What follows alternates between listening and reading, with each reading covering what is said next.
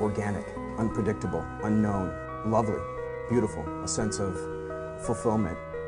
This is part of the pleasures of life and not the chores of life.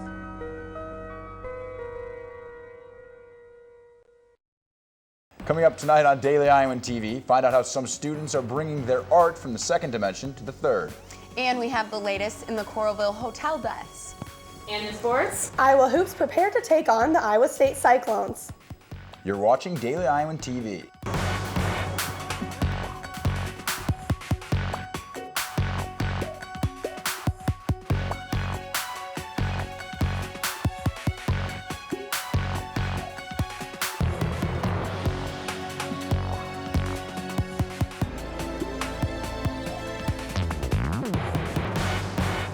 Thanks for joining us. I'm Nick Fisher. And I'm Greta Miley. Some breaking news tonight. The Coralville police have released the names of the two people found dead in a Coralville hotel Tuesday evening. The two were identified as Penny Herman and John Tromba.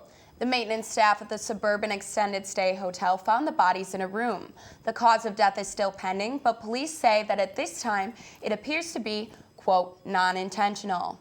And in other news, officials with the CIA are responding to a report which they said used enhanced interrogation techniques in the years after the 9/11 attacks.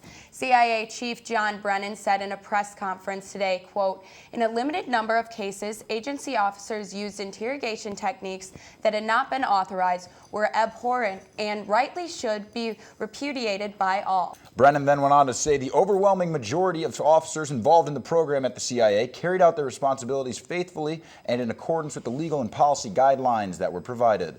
They did what they were asked to do in service of our nation. When asked about whether the agency's tactics could be seen as torture, Brennan sidestepped the question. President Obama banned the use of harsh interrogation techniques shortly after he became president. Brennan did say he agreed with that decision. Students with the University of Iowa School of Art and Art History took a prestigious first place in the SOFA Connect competition in Chicago. It's a national competition to promote student design interaction between academia and to offer prestigious art and design galleries to students. SOFA Chicago is the world's foremost fair devoted to sculpture objects, functional art, and design. The university selected for Connect spanned the globe. Monica Caneria, an associate professor working with the students, said it's an exhausting process for the students, but the experience that comes out of it is very rewarding. They put a lot of time. At one point it gets to be really stressful, but the good thing is they felt really good about what they did at the end. So, and getting the award was really significant for us. Coming out to your parents can be hard as it is, but imagine trying to reveal your sexual orientation to the family over winter break. The Lesbian, Gay, Bisexual, and Transgendered Resource Center held their annual Homo for the Holidays meeting to help some members of the Iowa City community prepare for such a scenario. UI's Assistant Director for Clinical Services and fellow LGBT member Paula Keaton facilitated the group decision on coming out and addressed various concerns about going home for the first major holiday of the school year. Regardless of their response, that doesn't change your reality of who you are. They can argue until the day is done, but if you're coming out as XYZ, at the end of that conversation, if you're true to yourself, you're still going to be XYZ.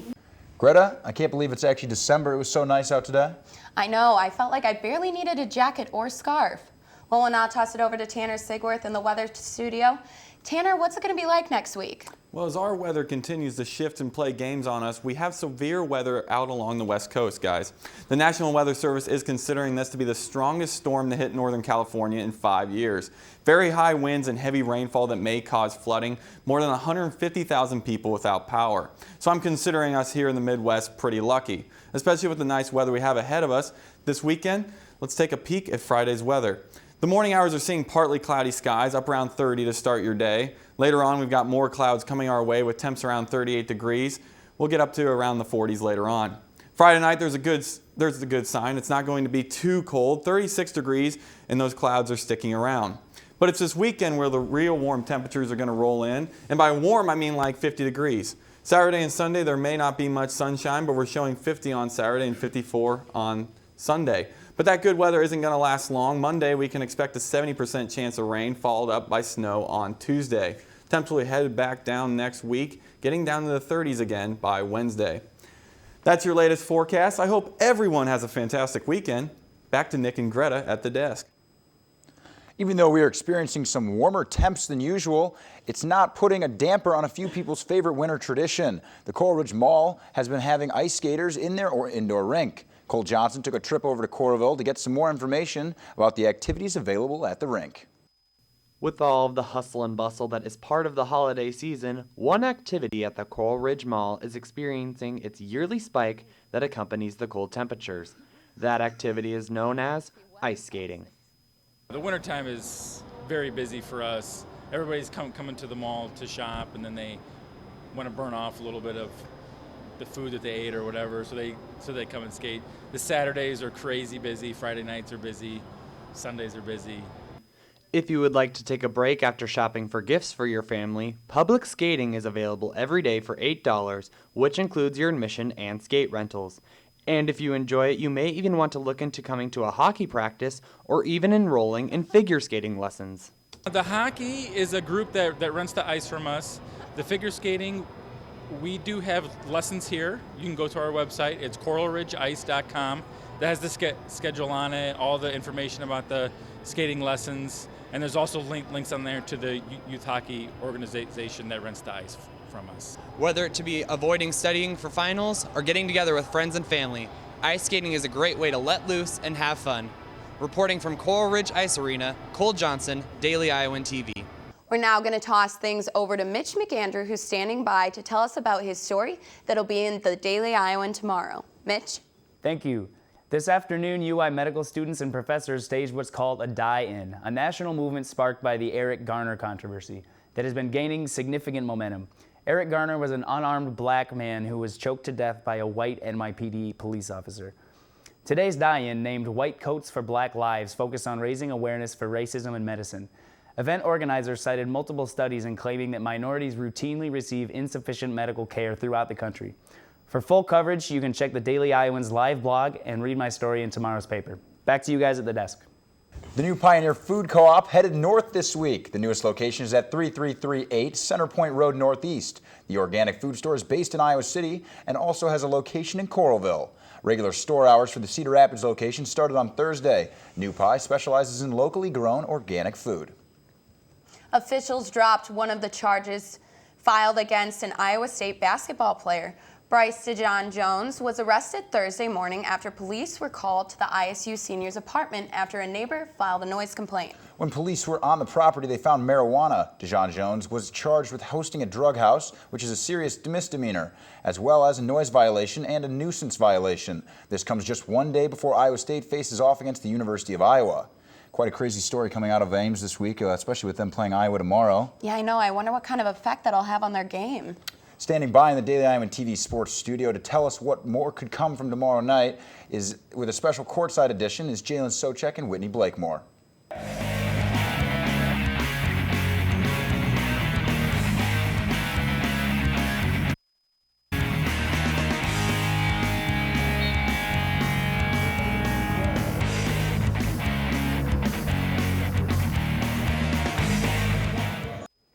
Thanks, guys. And Iowa State head coach Fred Hoiberg announced today that DeJohn Jones will only suspended for one game, that being the game against Iowa tomorrow night, which is certainly a big loss for the Cyclones. That's right, Jalen, especially since DeJohn Jones is their second leading scorer. But the Hawks will be looking for their sixth straight win Friday night against the Cyclones.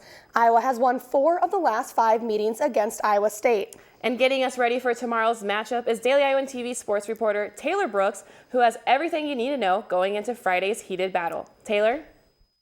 Thanks, guys. After capturing the 400th win at Carver Hawkeye Arena this past Tuesday against Alcorn State, the Iowa men's basketball team seems to be on the right track with an 8-2 record. But with Big Ten play right around the corner, the Hawkeyes will be put to the test this Friday night against in-state rival Iowa State. But first, what do you need to know about the Cy-Hawk series in order to prepare for the game? Let's find out. Number 1, rebounding. It is known that Iowa State can't handle big guys under the hoop. That may be true, saying that they only average 7.7 offensive rebounds, while Iowa averages 14 offensive rebounds per game. Number 2, Iowa State's starting 5. All of Iowa State starters average double digits. This includes George Niang with 18, Bryce Dejon Jones with 17.1, Nas Long with 11.6, Dustin Hodge with 11.6 as well, and Monte Morris with 10.3. This fearless Iowa State team is no joke. Number 3, Iowa Impact players. Adam Woodbury and Gabe Olshaney are both averaging a double-double with rebounds and scoring through 10 games. Number 4, Fran Talk. This is what head coach McCaffery has to say about the game on Friday. Oh, they got a real good team. You know, the thing that jumps out is just they have so many weapons. You know, obviously it starts with Yang playing, you know, probably the best of his career, which is saying a lot. Now that the facts have been laid out on the table, everyone should feel very prepared for this crazy in-state rival that will have Carver lit up on Friday night. Whitney, Jalen, back to you two in the sports studio. Thanks, Taylor. The Hawks will tip off just after 7 p.m. on the Big Ten Network. For one Hawkeye, getting into black and gold jersey was not an easy feat. The road to becoming a part of the Iowa program for junior college transfer Trey Dickerson was a long time in the making. Daily Iowan TV's Taylor Mathis has the story. 7 different high schools and colleges in 6 states over the past 6 years. Iowa's sophomore point guard Trey Dickerson has toured coast to coast to play basketball. I'm just growing up, you know, I love basketball. That was everything I do. That was what I do on my off time, and so, you know, I just really wanted to keep chasing that dream, and I just stuck with it. It all started for Dickerson in Queens, New York, where ex-NBA player Kenny Smith recognized Dickerson's talent and acted as a mentor for him. He's helped me out a lot, you know, when after my freshman year in New York, you know, he got me to go to school in California, and we still talk a lot. Even to this day, you know, we talk a lot. We probably talk once a week. After high school, Dickerson decided to develop himself as a player at Williston State Junior College in North Dakota, where he became the #1 point guard in the league. This seemed to catch the eye of Iowa head coach Fran McCaffery. He's much more aggressive, I think, looking for his shot, looking for baskets. Running the floor, it's great to see him playing the game with that kind of speed. Now the 6', 170-pound sophomore is ready to stay in one place and help the Hawkeyes prosper in any way he can. You gotta be physically ready and stuff like that, playing on this level. Finding guys for open shots and trying to help the team win, just trying to contribute. Up for Dickerson, maybe Big Ten stardom or the NCAA tournament? One thing is for sure, Dickerson seems to be settling in nicely with the Hawkeye team. This is Taylor Mathis reporting for Daily Iowan TV Sports. Dickerson is currently averaging just over 11 playing minutes a game and is shooting at 31%. Iowa women's hoops also facing off against Iowa State. That game is in action right now inside Carver Hawkeye Arena. Daily Iowan TV's Chelsea Brown is at the game and will have the recap following its conclusion tonight on DailyIowanSports.com. You can also catch the extended highlights in Sunday's Daily Iowan TV. That'll wrap it up for us here in the courtside edition of Daily Iowan TV Sports. We'll also have the recap and highlights following the men's hoops game Friday night on our sports blog and in Sunday's evening show. Greta and Nick, back to you at the desk. And only with Daily Iowan TV can you get a sneak peek into tomorrow's pages of the Daily Iowan. See how the UI is stacking up against other schools in international enrollment. And find out if the City Council will continue to discuss a change in taxes. Well, award season is almost here. Today, the nominations for the Golden Globes were announced. Among the motion picture nominations are Birdman, Foxcatcher, and Boyhood. And for TV, Girls, Orange is the New Black, and House of Cards received some of the top nominations. The Golden Globes will air on January 11th. Tina Fey and Amy Poehler will also return to host the show for the 3rd year in a row. That's all we have for you on the latest newscast for Daily Iowan TV. But check us out at the same time on Sunday or anytime online at DailyIowan.com. I'm Greta Miley. And I'm Nick Fisher. Thanks for watching and have a great weekend.